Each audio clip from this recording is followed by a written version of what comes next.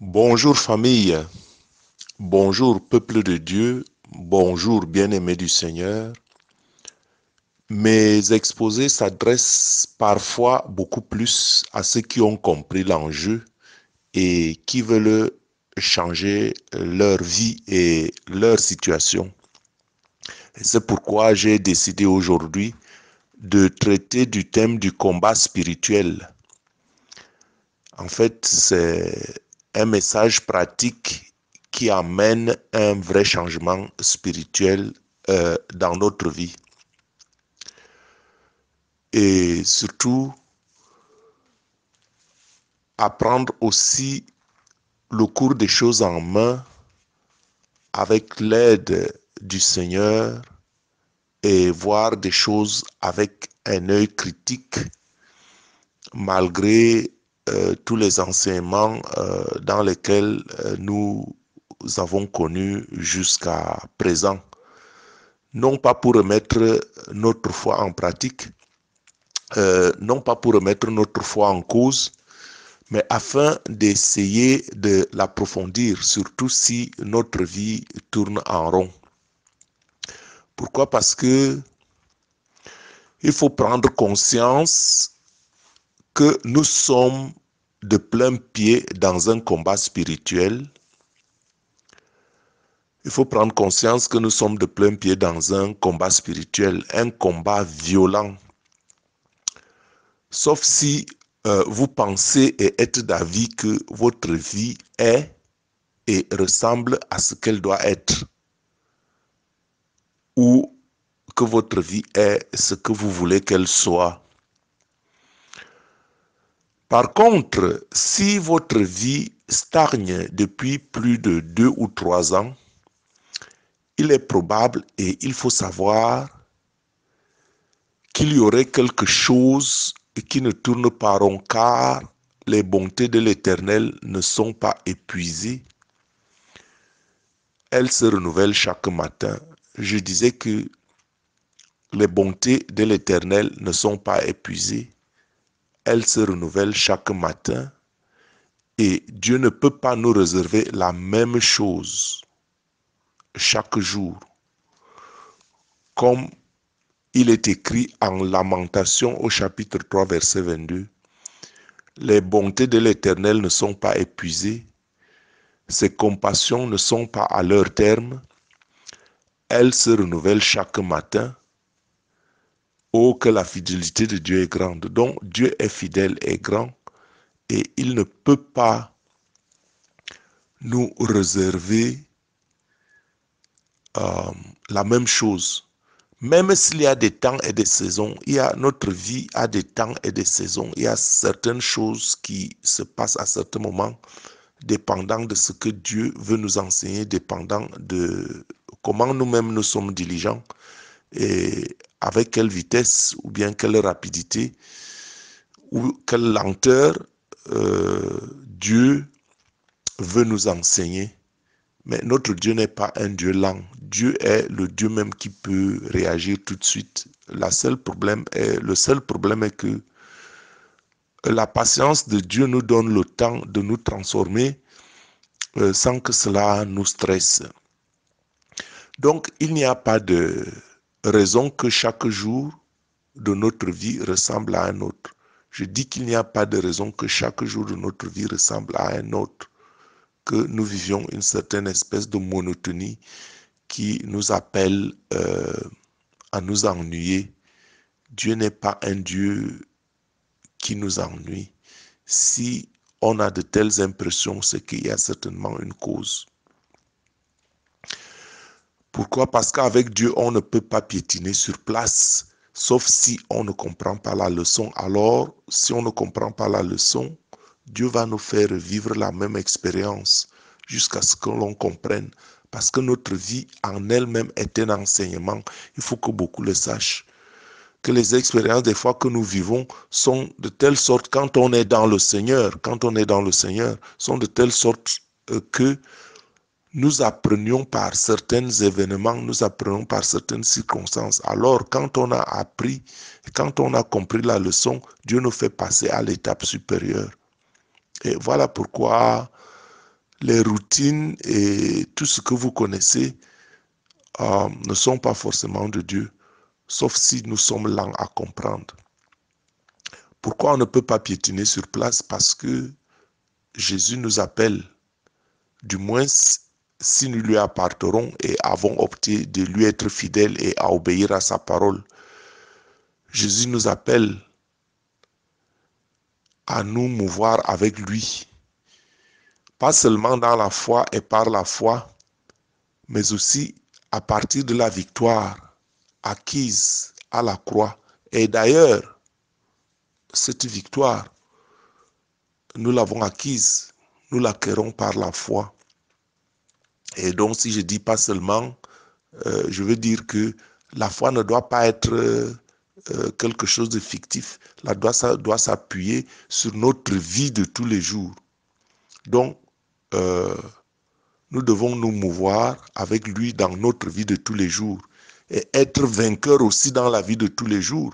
Ce n'est pas qu'on va dire que nous avons la victoire, nous avons seulement la victoire sur la croix et dans la vie de tous les jours, on est esclave quelque part, je ne sais pas moi, du péché, on est esclave du monde. Donc, si Jésus-Christ nous appelle à lui dans la foi, c'est afin que cette foi s'exprime aussi dans la vie de tous les jours et être vainqueur tous les jours à partir d'une place de repos en lui dans la foi. Je ne sais pas si je me fais comprendre. Je dis que Jésus nous appelle à vivre par la foi et dans la foi en lui, afin d'acquérir la victoire d'abord par la foi, mais que cette victoire descende dans notre vie de tous les jours, afin que dans notre vie quotidienne, que nous ayons un combat spirituel dans la foi à partir d'une place de repos en lui. Je disais déjà que dans une guerre, on peut perdre une bataille, mais cela ne veut pas dire qu'on perd tout le combat. Quand on est en guerre, on peut perdre une étape de la bataille, mais cela ne veut pas dire qu'on a perdu tout le combat. Le seul problème est souvent que nous tous, moi-même y compris, nous disons toujours Dieu, Dieu, Dieu, Dieu, mais nous ne représentons même pas, nous ne nous représentons pas qui est Dieu, si vraiment Dieu est avec nous.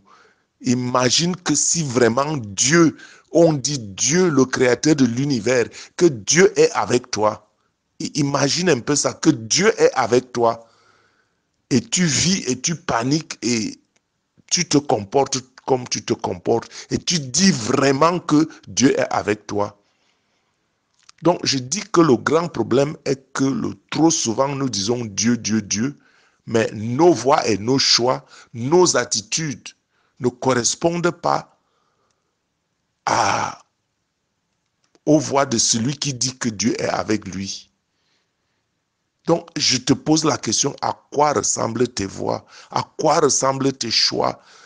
À quoi ressemble ton attitude quand tu es devant certains problèmes, quand tu dis que Dieu est avec toi?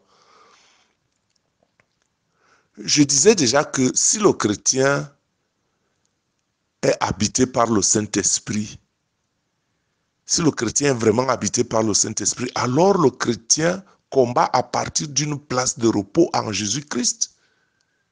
Imagine que le Saint-Esprit qui a relevé Jésus-Christ de la mort habite en toi. Parce que c'est ce problème qui est que tout le monde, après le nouveau baptême, après avoir décidé de changer de vie, on dit toujours, j'ai reçu le Saint-Esprit. D'accord, tu as reçu le Saint-Esprit, mais vraiment, si le Saint-Esprit de Jésus-Christ qui a relevé Jésus-Christ de la mort est en toi, imagine ce que cela veut dire. Est-ce qu'on n'a pu jamais vaincre Dieu?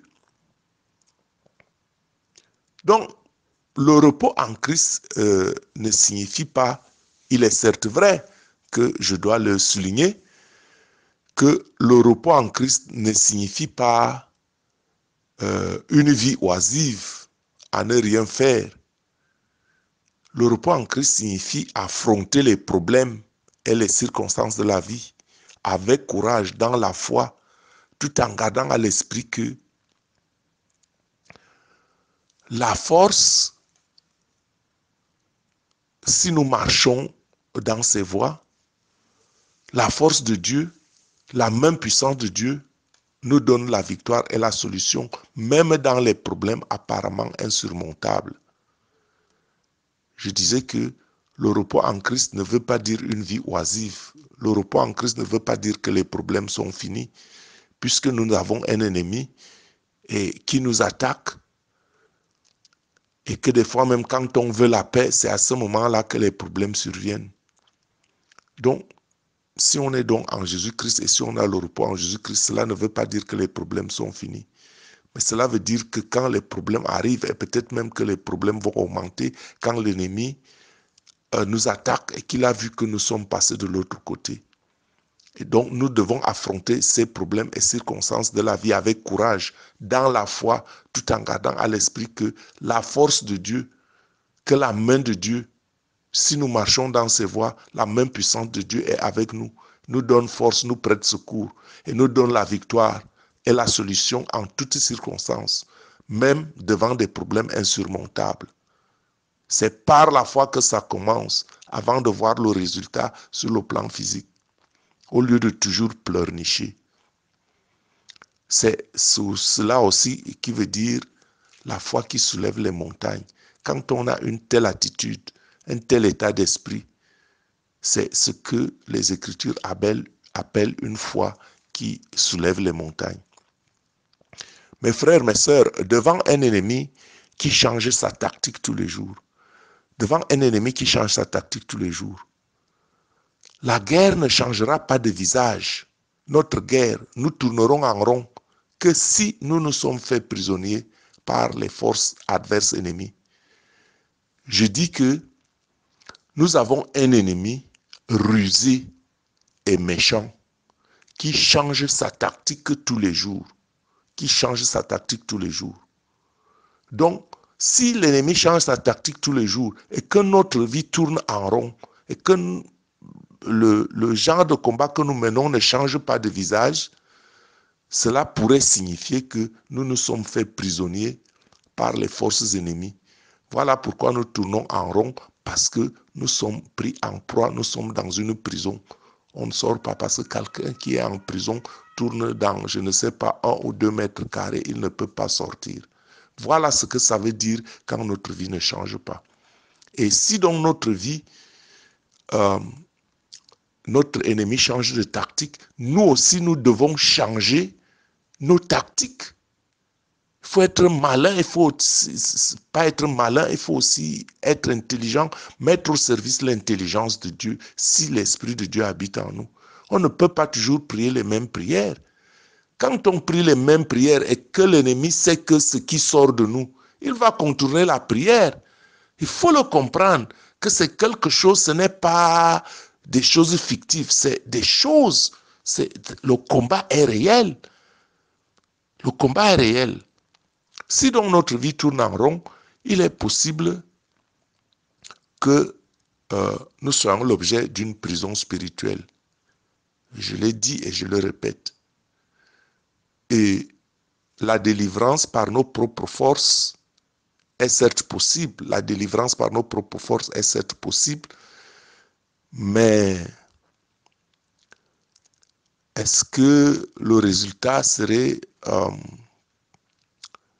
le résultat escompté ne serait pas si facile. Parce que si on est en prison, il faut bien que quelqu'un vienne nous délivrer de cette prison. Il y a ce qu'on appelle l'autodélivrance, c'est vrai, mais il faut payer un prix assez fort. Il faut être décidé. Et encore une fois, je dis que la délivrance par nos propres forces est possible, mais il faut en être une fois de plus conscient. Être conscient qu'on est en guerre et utiliser aussi les armes conséquentes. Parce que dans toute guerre, les résultats par nos propres efforts seront vains et faibles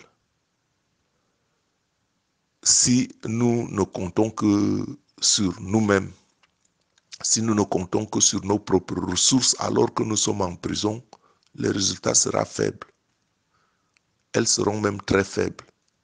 Pas seulement à cause de notre faiblesse et à cause de notre état, mais aussi parce que nous n'avons pas à lutter.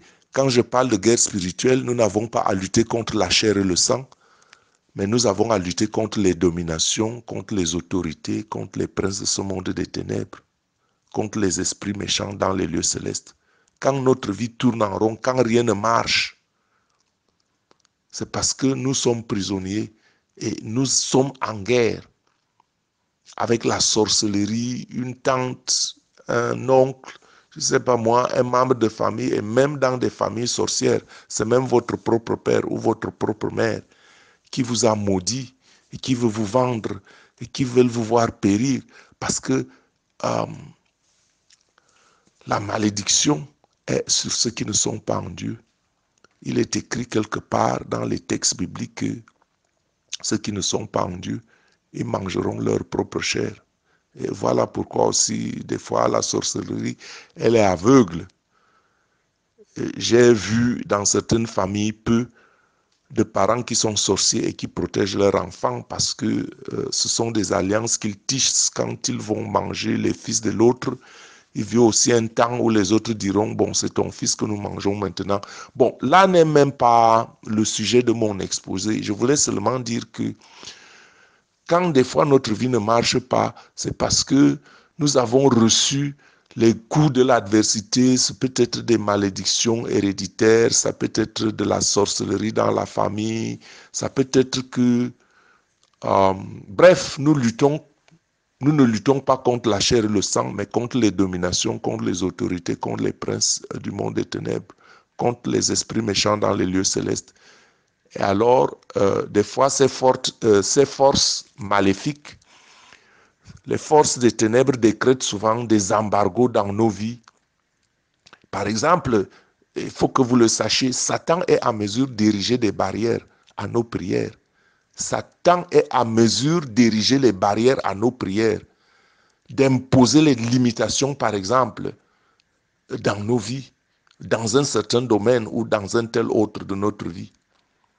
Et voilà donc pourquoi nous devons avoir de la ferveur dans la prière, car la prière fervente du juste, comme disent les Écritures, a une grande efficacité. La prière fervente du juste a une grande efficacité. La ferveur de notre prière doit être comme un feu incandescent qui brûle et que Satan ne peut approcher ou ne peut arrêter. Sinon, vous perdez votre temps avec ce que vous faites là. Bon, vous perdez votre temps. Parce qu'on ne peut pas prier toute une vie et rien ne change. Je répète qu'on ne peut pas prier toute une vie et rien ne change. Donc la ferveur de notre prière doit être un feu incandescent, une foi ferme, qu'il faut résister à Satan. Résister à Satan et il fuira loin de vous. Il ne fuit pas parce que vous le dorlotez ou parce que vous dites des prières qu'il peut continuer, qui ne lui disent plus rien. Il fuit parce que votre prière devient un feu incandescent qu'il ne peut pas supporter ou qu'il ne peut pas arrêter. Alors il est obligé de partir. Si nous voulons être victorieux dans la vie et vaincre, nous devons avoir conscience que nous sommes donc dans une guerre et cette guerre est spirituelle. Et si nous sommes en guerre, cela veut dire que nous avons un ennemi. Il faut alors aussi prendre conscience qui est notre ennemi. Chercher à savoir quelles sont ses astuces et quels moyens nous avons. Et il est donc clair, il doit donc être clair dès lors qu'il n'y a pas de victoire sans combat. On ne peut pas avoir la victoire sans combattre. Tout comme il n'y a pas de victoire sans adversaire. Voyez-vous?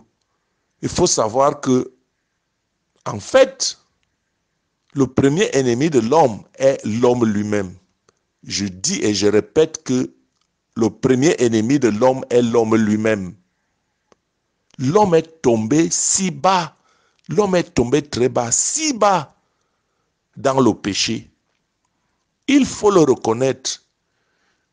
Il faut le reconnaître et puiser donc sa force dans l'œuvre de la rédemption.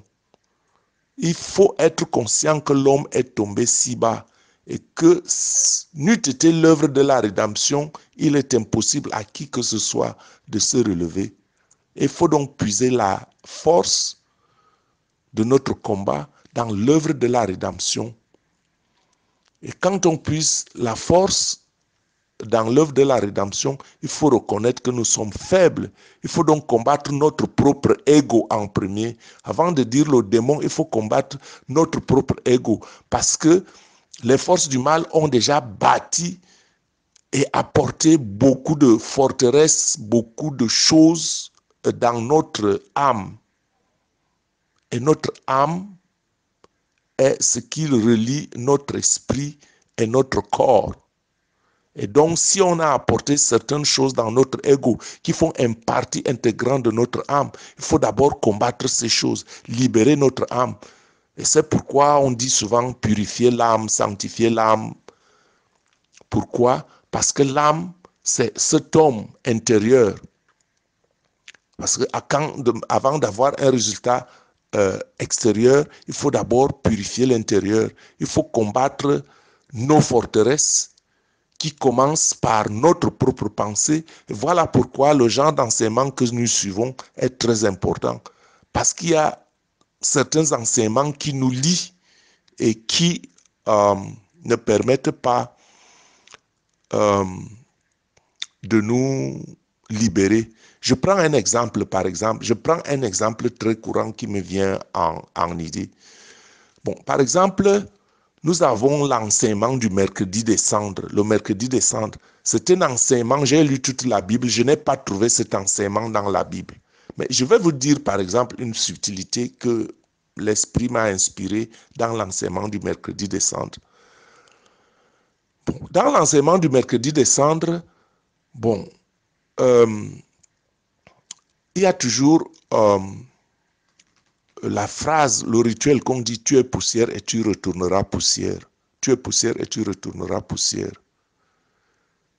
Bon, oui, c'est vrai, c'est quelque chose qui se tient dans l'enseignement, dans l'Ancien Testament. Mais est-ce que cet enseignement correspond à la nouvelle alliance, au triomphe de la croix que Jésus-Christ nous amène? Que Jésus-Christ dit que je suis venu vous sauver, que je vais vous préparer une place au ciel. Et quand on dit, on vous inculque que tu es poussière et tu retourneras poussière, quelque part c'est vrai, mais dans la profondeur de l'écriture, cela n'est pas valable parce qu'on est en train de faire une incantation sur vous pour dire chaque année que tu n'es rien et tu retourneras à rien. Alors que Jésus-Christ dit que je suis venu vous sauver, je vais vous donner une place pour l'éternité. Est-ce que vous voyez? Et si on part du fait que la parole qu'on prononce a un grand pouvoir sur nous, donc on ne peut pas passer toute notre vie à nous dire que tu n'es rien, tu retourneras poussière. Il faut qu'on prononce des paroles sur nous qui nous donnent l'espérance que nous avons, l'espérance de vie éternelle en Jésus-Christ. Et vous voyez qu'une telle phrase peut impacter quelqu'un depuis sa naissance et que tout ce qu'on lui racontera par la suite n'aura pas de grands effets parce qu'on part du fait que tu es poussière et tu retourneras poussière. Donc il faut que quelque part, même si on est entré dans la religion, il faut que quelque part qu'on remette ces choses-là en cause, que ça ne s'adapte plus à notre époque moderne. C'est une malédiction que Dieu avait posée après le péché, mais que Dieu évolue, que Dieu, en chaque temps, à chaque saison, nous apporte quelque chose de nouveau, que Dieu nous apporte un enseignement nouveau. Donc, nos forteresses sont des fois dans nos pensées parce que quand on inculque une pensée comme celle-là, où on prononce toujours des paroles comme celle-là dans notre vie, donc, à cause donc de ces enseignements, et autres traditions allant jusqu'à la culture humaine, philosophique moderne, religieuse et mondaine. Vous voyez que nous sommes donc pris dans des forteresses, nous sommes pris dans des choses que si on ne vous le dit pas de manière fulgurante, de manière que vous preniez conscience que ce en quoi vous êtes enrobé, ce n'est pas la vérité. Bon, vous ne sortirez jamais, vous ne pourrez jamais délivrer votre âme de ces forteresses-là. Donc, ceux qui recherchent l'issue à leurs problèmes par la foi en Jésus-Christ doivent savoir que la dimension de la perfection en Christ est un processus qui appelle à la transformation de l'homme intérieur. La transformation de l'homme intérieur, c'est la transformation de nos pensées, la transformation de nos connaissances, de nos enseignements. En fait, renouveler notre intelligence, redevenir la vraie image de Dieu comme dès le commencement. Et nous avons besoin pour cela de nous séparer des opinions et des réactions du monde. En fait, nous disent les Écritures, nos âmes ne sont pas charnelles. Et nous l'avons déjà dit. Les âmes avec lesquelles nous combattons ne sont pas charnelles, mais elles sont puissantes par la vertu de Dieu. Nos armes sont puissantes par la vertu de Dieu. Nos armes sont puissantes par la vertu de Dieu pour renverser donc les forteresses. Et les forteresses que nous renversons sont d'abord les forteresses de ces enseignements qui nous maintiennent captifs, des enseignements qui nous maintiennent captifs dans notre être intérieur. Par exemple, on vous dira que l'argent, ce n'est pas bon. L'argent, ce n'est pas bon. Les richesses, ce n'est pas bon. Mais vous allez quelque part faire l'esclavage, je ne sais pas, pour 10 € ou 20 € chaque jour. Mais on vous dit que l'argent n'est pas bon. Mais vous allez faire l'esclavage pour 10 €. Pourquoi est-ce que cela a un sens? Donc, nous devons renverser certaines forteresses qui viennent en partie de notre éducation, en partie de nos traditions et même certaines pratiques et doctrines religieuses. Donc, comme disent les Écritures, nous renversons les raisonnements et toute hauteur qui s'élève contre la connaissance de Dieu. Nous renversons les raisonnements et toute hauteur qui s'élève contre la connaissance de Dieu et nous amenons toute pensée captive à l'obéissance de Jésus-Christ. Voilà la clé et le sens de « Heureux ceux qui ont faim et soif de la justice ». Il faut donc avoir faim et soif de la justice, car l'Écriture nous dit que ceux-là seront rassasiés. Comme cela est prononcé dans ce qu'on appelle couramment les béatitudes, dans le chapitre 5 de l'évangile de Matthieu. Donc, mon frère, ma sœur, si tu veux prendre ton avenir au sérieux, il faut se battre dans la foi pour ce que tu veux voir changer dans ta vie, en agissant avec un cœur humble, assoiffé d'amour et de justice, au-delà et eu égard de l'opinion populaire, et ainsi écouter et suivre les voies de Dieu tracées par Jésus-Christ. Je dis que il faut être assoiffé, il faut avoir un cœur humble, assoiffé d'amour et de justice, au-delà et eu égard de l'opinion populaire, et ainsi écouter et suivre les voies de Dieu tracées par Jésus-Christ. Il faut avoir peur de Dieu plutôt que d'avoir peur des hommes. Et il est si important de rechercher à plaire à Dieu par la repentance, par la prière et le jeûne, parce que Dieu nous appelle à vivre dans le seul contexte et dans les limites. Dieu ne nous appelle pas à vivre, je voulais dire, Dieu ne nous appelle pas à vivre dans le seul contexte et dans les limites de la bonne opinion auprès des autres. Ça ne sert à rien de vouloir faire comme les autres pour gagner les autres, pour avoir la bonne opinion, parce qu'on vous a donné certains enseignements et que vous voulez être fidèle à ces enseignements et que Vous demeurez peut-être, vous demeurez fermé pour des choses, pour des enseignements nouveaux, pour lesquels Dieu veut nous faire avancer dans la foi. Vous demeurez dans les faux enseignements, de peur que l'opinion des autres ne vous exclue ou qu'on ne vous doite du doigt. Alors, c'est pour ça que je dis que Dieu ne nous appelle pas à vivre dans le seul contexte et dans les limites de la bonne opinion des autres. On peut avoir une bonne opinion des autres. La preuve en est qu'on applaudit certains là qui font du bluff, qui racontent du n'importe quoi. Et donc, il ne faut pas toujours avoir peur de le qu'en dira-t-on. Ce qu'en dira-t-on qui nous laisse indifférents et froids dans l'œuvre de Dieu. On suit plutôt les masses populaires. Or, Dieu veut plutôt nous voir transformés. Dieu veut voir transformer nos vies selon sa volonté, de sorte que sa volonté soit la nôtre et vice-versa. Donc, synchroniser notre volonté à la volonté de Dieu pour chacune de nos vies, de sorte qu'à l'ultime, nous soyons transformés, Dieu travaillant en nous, à travers nous, par son esprit. Une vérité fondamentale est que bien que l'amour des autres soit un indicateur de notre amour pour Dieu,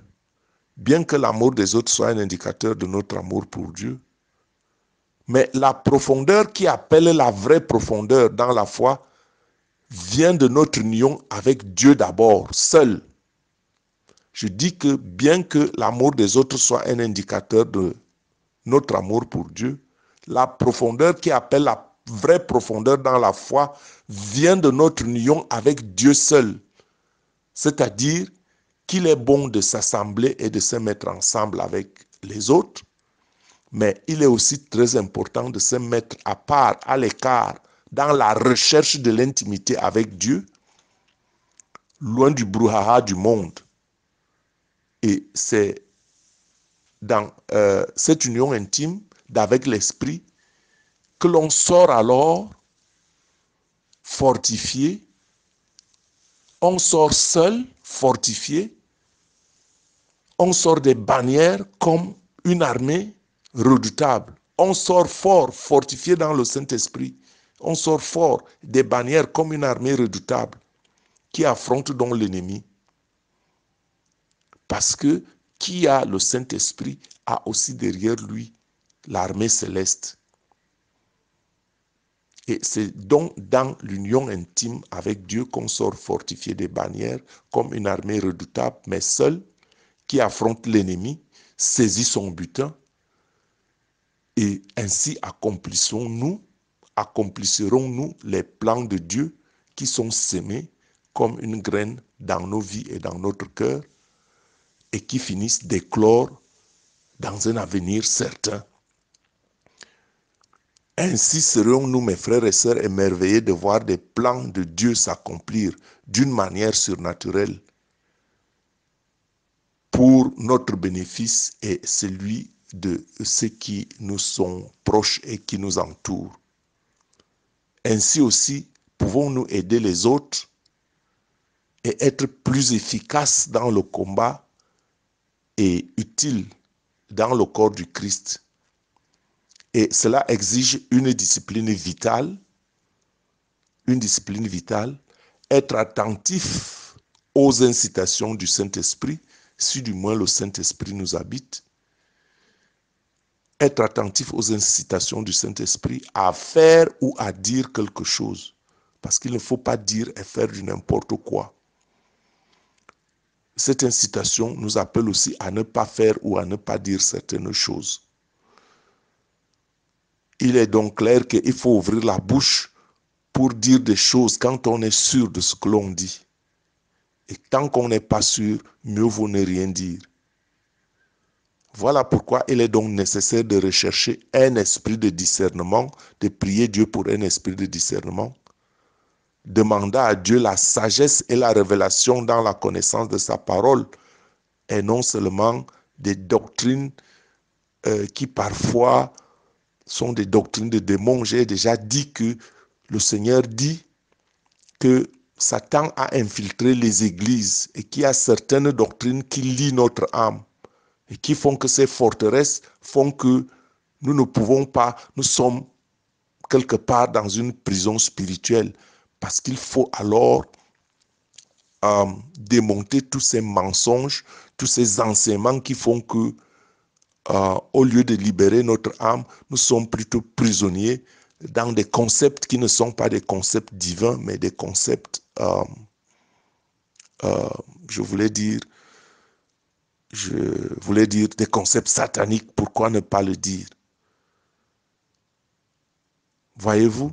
Donc, demandez à Dieu le discernement. Qu'est-ce qui est vrai, qu'est-ce qui est faux?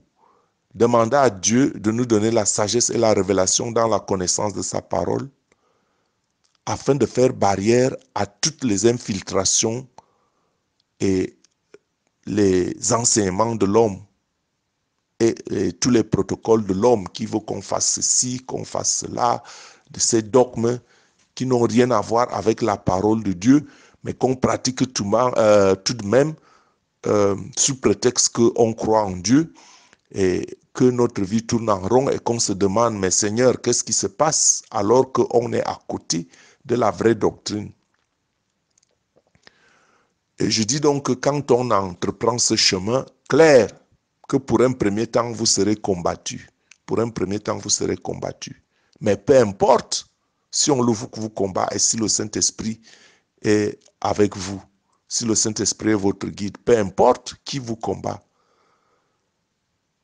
vous serez combattu par ceux dont les oreilles et les cœurs se sont tellement émoussés à la voix du Saint-Esprit. Ils ne peuvent pas entendre la voix du Saint-Esprit, mais il vous guide, il vous enseigne. Et ceux-là vous rejetteront. Et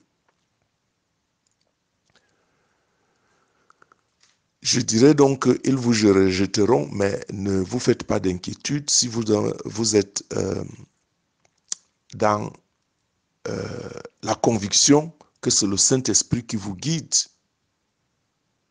Peu importe, vous saurez qu'un jour ou l'autre, ils finiront par savoir ce qu'est la vérité. Parce que je disais qu'on ne peut pas craindre les hommes. Il faut craindre Dieu plutôt que de craindre les hommes. Donc, les oreilles et le cœur de ceux-là qui sont émoussés à la voix du Saint-Esprit et qu'ils vous rejetteront. Ce qui est, ils rejetteront donc ce qui est surnaturel parce que naturellement, ils ne peuvent pas le comprendre. Ils vont le rejeter parce que ce serait suspect pour eux à cause de leur faiblesse et de leur égarement dans les enseignements des siècles. Car beaucoup se fieront à ce qu'ils connaissent et non à qui ils connaissent. Ceux-là qui se laissent guider par des guides aveugles qui conduisent le peuple de Dieu par l'intellect, des philosophies humaines théologiques livresques et non vers la transformation des cœurs et des vies autonomes. Je dis que tout enseignement, tout vrai enseignement doit nous conduire vers la transformation des cœurs et des vies autonomes, capables elles-mêmes de mener la guerre contre les ténèbres et démontrer la puissance surnaturelle du royaume des cieux. Je répète, je dis que tout enseignement vrai doit nous guider vers la transformation de nos cœurs et de nos vies autonomes, chacun en ce qui le concerne, afin que nous soyons capables, chacun en ce qui le concerne, de mener la guerre contre les ténèbres et démontrer la puissance surnaturelle du Dieu. Puisque Christ nous a donné le pouvoir de marcher sur les serpents et sur les scorpions et sur toute la puissance de l'ennemi, tant que cela n'est pas valable pour votre vie, sachez que quelque part, si ce n'est pas votre propre faiblesse, vous n'êtes pas dans le vrai enseignement. Je répète, Jésus-Christ nous a donné le pouvoir de marcher sur les serpents et sur les scorpions et sur toute la puissance de l'ennemi sans que rien ne nous arrive. Et que tous les enseignements que nous recevons doivent nous aider dans la transformation de notre cœur et de notre vie autonome. Et que cela nous rende capables de mener la guerre contre les forces des ténèbres et de démontrer la puissance surnaturelle de Dieu.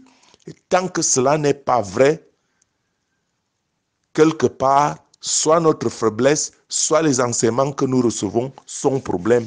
Je le dis tout haut et je le répète. Pourquoi est-ce que le sorcier ôterait la vie à un croyant? Quelqu'un qui est en Jésus-Christ, quelqu'un qui a l'esprit de Jésus-Christ.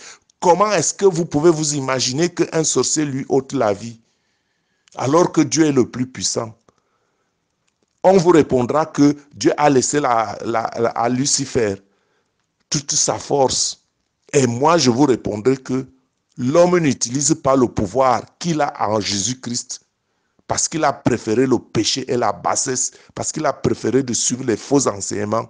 Et quand on lui apporte quelque chose de nouveau, ce qui est vrai, la parole vraie, on la rejette.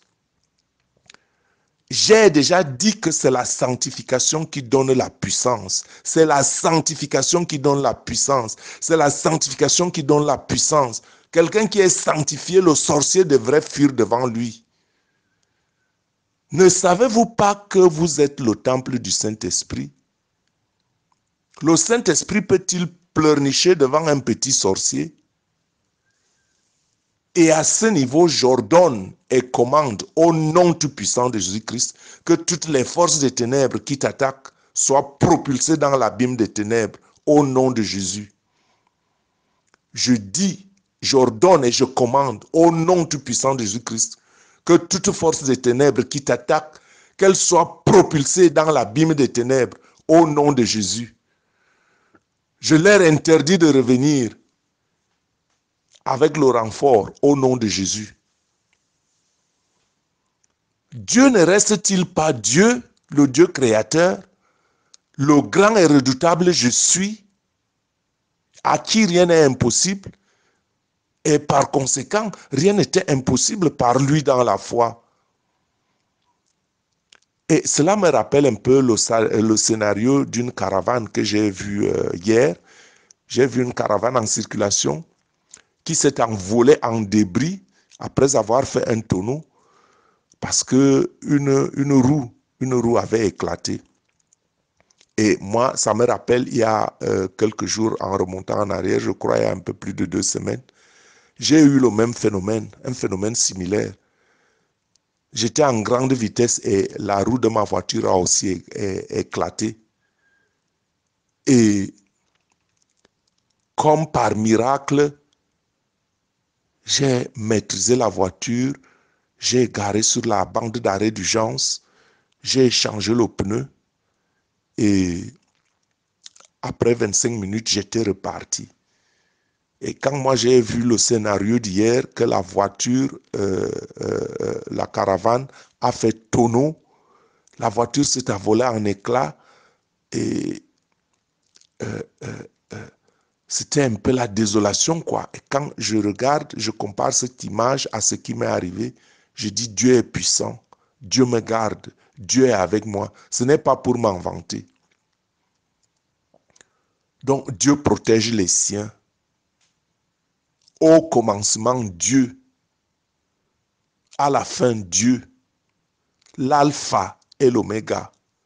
Je suis le premier, je suis le dernier, dit le Seigneur. Entre les deux est le Seigneur. Il est le même hier, aujourd'hui et éternellement. Il ne faut surtout pas les limiter. Il faut accepter et laisser sa parole nous transformer, nous remodeler à son image et à sa ressemblance.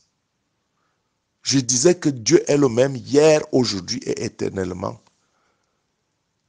Et la plus grande résistance, la plus grande part de nos problèmes vient d'abord de nous-mêmes, de nos conceptions, de nos voies, de nos enseignements et tout ce que nous voulons. Chacun se fait son idée de Dieu. Lisez les Écritures. Lisez les Écritures. Et cela nous aidera à abolir, à bannir cette résistance qui vient de nous, de ces enseignements qu'on nous a toujours donnés. Cette résistance, disais-je, vient de l'intérieur, de notre ego, de notre moi intérieur, le vieil homme, les vieilles et mauvaises conceptions et enseignements de la religion. Et Satan se frotte les mains par tous ces enseignements de la religion qui empêchent que le pouvoir surnaturel de Dieu ne se manifeste au travers de son esprit, à travers nous. Parce qu'en Saint-On, la puissance appartient à Satan et non au Dieu créateur. C'est le sorcier qui est plutôt puissant et non le chrétien. Comment cela est-il possible? Autant de notions erronées dont on doit se débarrasser pour expérimenter la délivrance de l'âme et du corps et de tous les autres secteurs de la vie. Les finances, le mariage, les affaires. L'Esprit de Dieu nous apporte ce dont nous avons besoin parce qu'il connaît notre besoin avant même que nous l'ayons exprimé dans la prière. Mais chaque chose en son temps, en fonction de notre évolution spirituelle. Voilà donc aussi la signification du verset 2 de 3 Jean 1. Je souhaite que tu prospères à tous égards et sois en bonne santé, comme prospère l'état de ton âme. Je souhaite que tu sois à tous égards. Je souhaite que tu prospères à tous égards et sois en bonne santé, comme prospère l'état de ton âme. Ça veut dire que quand nous sommes délivrés des forteresses de l'âme, alors notre état d'âme est en bonne santé. Et si nous sommes en bonne santé, alors nous prospérerons à tous égards. Et nous aurons même la santé physique. Bon, que ceux-ci sont malades là et qui ont des problèmes ne disent pas que j'ai dit que... Non, je dis que les Écritures nous disent que si on sort des prisons de l'âme, si notre âme est en bonne santé, en principe, la prospérité à tous égards, on dit bien à tous égards, devrait suivre comme l'état de notre âme. Par conséquent, cependant, si Dieu préfère nous garantir la vie éternelle avant les choses de la terre, si Dieu préfère nous garantir la vie éternelle avant les choses de la terre, cela ne voudra pas dire que les richesses de la terre sont au diable et qu'appartiennent au diable. Même si il y a certaines portions de l'Écriture qui parlent dans le même sens. Dieu est le créateur du ciel et de la terre. Dieu est le créateur du ciel et de la terre. Le seul problème est que Satan essaie de détourner le cœur de l'homme pour adorer les richesses. Les richesses deviennent notre Dieu. Il n'y a plus d'autre Dieu. Voilà le péché. Ce n'est pas parce que les richesses en elles-mêmes sont mauvaises. C'est parce que à travers les richesses, Satan détourne le cœur de l'homme. L'homme devient donc la richesse parce que je l'ai déjà dit, tout ce que nous aimons plus que Dieu est une idolâtrie et c'est un péché très grave. Parce que Dieu doit avoir la première place en toutes choses. Tout ce que nous aimons plus que Dieu, c'est un péché d'idolâtrie et c'est un péché très grave. Voilà le mal de la richesse. Pas que la richesse soit mauvaise en tant que telle. Dieu est le créateur du ciel et de la terre et de toutes les richesses. Et on peut avoir les richesses si on reste fidèle à Dieu. Il n'y a pas de problème à ça. Voilà pourquoi les faux enseignements, entre autres, auraient interprété que la richesse est une chose des mondains. Je sais que ce n'est pas ce que vous avez entendu ou qu'on vous a enseigné. Mais au juste, qu'est-ce qui empêche aux chrétiens de créer honnêtement des richesses et de servir Dieu avec ces richesses pour l'avancement du royaume? Pourquoi les richesses, les chrétiens doivent-ils être au service et esclaves des impies? Je pose la question, pourquoi le chrétien doit-il être au service et esclave de l'impie? Abraham, Isaac, Jacob, Joseph, David, Salomon, n'ont-ils pas marché avec Dieu? N'étaient-ils pas riches et même fort riches? Je l'ai déjà dit, la mission de l'homme assignée par Dieu dès le début des temps est de procréer et de dominer sur la terre en présence de Dieu, dit le Seigneur. C'est-à-dire vivre en présence de Dieu en suivant sa loi et son commandement. Et ce qui est clair qu'une telle transformation nécessite un effort de notre part, par la recherche de la sanctification et de la sainteté, pour vivre l'abondance sur terre, comme en Jean 10, 10, l'abondance que Jésus-Christ nous a apportée. Afin de recevoir et d'exercer le pouvoir que Jésus-Christ met à notre disposition. En Luc 10, 19, voici, je vous ai donné le pouvoir de marcher sur les serpents et sur les scorpions et sur toute la puissance de l'ennemi. Voici, je vous ai donné le pouvoir de marcher sur les serpents et sur les scorpions et sur toute la puissance de l'ennemi, et rien ne pourra vous nuire. Et combien de chrétiens ont-ils atteint ce degré de spiritualité alors que cela est possible? Jésus ne peut pas mentir. Jésus ne s'adressait pas seulement à ses disciples. Très peu, n'est-ce pas? Et même les dirigeants aveugles, pour ne pas dire ceux qui sont au service du diable, vous diront que cela n'est pas possible. Que la terre de toutes les façons appartient au mondain. Et le chrétien, oisif sur terre, errant et souffrant, attend juste que Jésus-Christ vienne le sauver et le délivrer. Alors que le chrétien a dans sa main des armes puissantes qu'il ne peut pas et ne connaît pas manipuler. Ou alors on attend seulement la mort pour aller au ciel. Voilà le genre d'enseignement, mais quel dommage! Comment pourrait-on être vaincu avec un tel arsenal? Celui que Dieu nous donne, celui que nous avons entre les mains. Juste à cause des mauvais enseignements et quelque part aussi le désir à ne pas vouloir changer sa vie, à ne pas vouloir bouger dans sa pensée, parce que pense-t-on, on connaît. Abandonner ses connaissances et autres forteresses qui font obstacle à la connaissance de Dieu et de qui il est vraiment. J'avais déjà dit que accepter Jésus et prier ne suffisent pas seuls. Encore faut-il vouloir changer ses vieilles habitudes, abandonner les petits vols, les accusations, les petits mensonges, les ragots, le mobbing, la médisance, et aimer les autres vraiment comme soi-même. Aimer toutes choses qui nous élèvent dans l'amour et la justice par l'œuvre de la croix. Car la prière fervente du juste a une grande efficacité. Il faut aussi savoir que l'œuvre humaine à elle seule ne peut pas atteindre les mêmes résultats en dehors de l'associer à l'œuvre surnaturelle générée par la foi. Voilà pourquoi la foi est le moteur, le socle de toute vie chrétienne sans laquelle personne ne peut plaire à Dieu. La foi est la confiance placée en Jésus-Christ par qui toute chose est possible. Pas seulement ce peuple qui honore Dieu du bout des lèvres. Donc, mes frères, mes sœurs, on va s'arrêter ici, pas avant d'avoir prié. Prions le Seigneur en esprit et en vérité, selon Ephésiens 4, verset 22. Seigneur, aide-nous à nous dépouiller, eu égard à notre vie passée. Seigneur, aide-moi à me dépouiller, eu égard à ma vie passée, du vieil homme qui se corrompt par les convoitises trompeuses du monde. Aide-nous à être renouvelés dans l'esprit et dans notre intelligence. Seigneur, aide-nous à nous révéler dans l'esprit et dans notre intelligence et à revêtir l'homme nouveau créé selon l'image de Dieu dans une justice et une sainteté qui sont les voies de la vérité.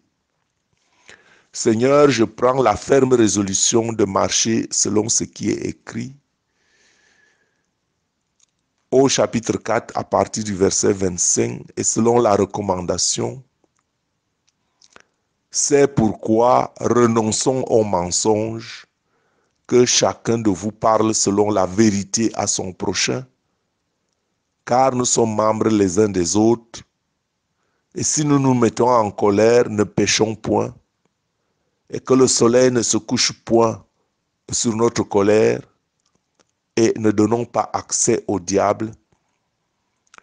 Que celui qui dérobait ne dérobe plus, mais plutôt qu'il travaille en faisant de ses mains ce qui est bien pour avoir de quoi donner à celui qui est dans le besoin. Qu'il ne sorte plus de votre bouche aucune parole mauvaise, mais s'il y a lieu, quelques bonnes paroles qui servent à l'édification et communiquent une grâce à ceux qui entendent, à ceux qui l'entendent. N'attristez pas le Saint-Esprit, par lequel vous avez été scellés pour le jour de la rédemption. Que toute amertume, toute animosité, toute colère, toute clameur, tout éclat de voix, toute calomnie et toute espèce de méchanceté disparaissent du milieu de nous. Soyons bons les uns envers les autres, compatissants, nous pardonnant réciproquement, comme Dieu nous a pardonné en Christ. Je fais de cette parole mienne et je fais de cette recommandation, Père. Je vais m'efforcer à la suivre afin que mon âme soit détachée des forteresses des siècles. Alors je prie pour toi. Au nom tout puissant de Jésus-Christ, je brise tout esprit de paresse et d'oisiveté. Je brise toute malédiction, toutes les forteresses et toutes les œuvres des ténèbres qui pourraient encore influencer ta vie. Je réclame ta destinée telle que voulue par Dieu dans le livre de vie. Assez, c'est assez. Assez, c'est assez. Je sors de mon Égypte spirituelle et j'ébranle les murailles de mon Jéricho spirituel au nom tout puissant de Jésus-Christ. Qu'il en soit ainsi de même pour toi. Assez, c'est assez. Assez, c'est assez. Je me tiens ferme dans la foi et je résiste à la tentation. Qu'il en soit aussi de même pour toi. Ainsi, Satan est propulsé de ma vie, de ta vie, et je lui ferme toutes les portes d'accès, car Christ me donne le pouvoir de marcher sur les serpents et sur les scorpions, et sur toute la puissance de l'ennemi sans que rien ne m'arrive. Je renouvelle mon intelligence en Jésus-Christ dès aujourd'hui, dans mon obéissance en Jésus-Christ et à la connaissance de sa parole qui m'embellit et qui t'embellit chaque jour davantage. Je vomis Satan et toutes ses œuvres et je ne retournerai pas à ce que j'ai vomi. Je déclare par la foi que j'atteindrai mes objectifs. Je déclare par la foi et par la puissance du Verbe créateur, car le Verbe a un pouvoir, que tu atteindras tes objectifs en Christ et que tu mèneras désormais une existence heureuse sur terre comme fils d'Abraham, héritier de la promesse. Je déclare par la foi que tu atteindras tes objectifs en Jésus-Christ et que tu mèneras une existence heureuse sur terre comme fils d'Abraham, héritier de la promesse.